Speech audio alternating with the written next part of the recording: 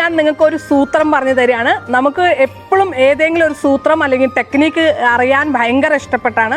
നമ്മുടെ നാട്ടിൽ കേരളത്തിൽ അധികം മഴ പെയ്യുന്ന ഒരു സ്ഥലമാണ്. മഴ പെയ്ത് കഴിഞ്ഞാൽ ഇറയത്തുനിന്ന് വെള്ളം വന്നിട്ട് ദേ ഇതുപോലെ ഒരു പൈപ്പ് നമ്മൾ വെക്കാറുണ്ട്.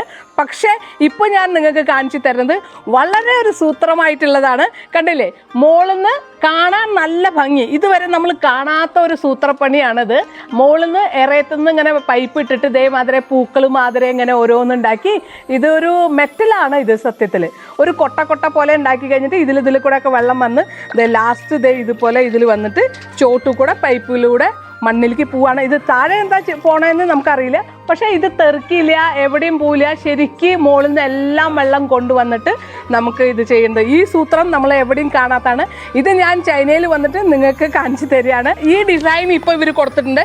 ഇതല്ലാണ്ട് വേറെ ഡിസൈനും നമുക്ക് കൊടുക്കാം, അതും നന്നായിരിക്കും. കണ്ടില്ലേ, നല്ല സൂപ്പറായിട്ടില്ലേ ഒരു വെറൈറ്റി. ഇവർ ഇവിടെ ചെയ്തു കൊടുക്കുന്നത് ചെമ്പോണ്ടാണ് ഇത് ചെയ്തു കൊടുക്കുന്നത്. അപ്പോൾ തുരുമ്പ് പിടിക്കുക അങ്ങനത്തെ ഒരു പ്രശ്നങ്ങളൊന്നും ഇല്ലാത്ത ഒരു ഇതാണ് ഇവർ കാശുകാരായ കാരണം ഇങ്ങനെ ചെയ്തു. നമുക്ക് ഇത് പ്ലാസ്റ്റിക് കൊണ്ടും നമുക്ക് ചെയ്യാം. അപ്പോൾ 10 പേർക്ക് ജോലിയും കൊടുക്കാം.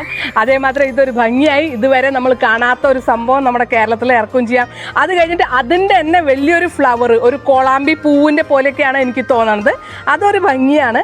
ഇതുപോലെയൊക്കെ നമ്മുടെ നാട്ടിൽ നമുക്ക് ചെയ്യാം. ആക്ച്വലി നമ്മൾ എല്ലാ സാധനവും ചൈനയിൽ നിന്നൊക്കെ കൊണ്ടുവരുന്നുണ്ട്. അതുപോലെ എന്തെങ്കിലുമൊക്കെ നമുക്ക് വെറൈറ്റി ആയിട്ട് നമുക്ക് ചെയ്യുന്നത് നല്ലതാണ്.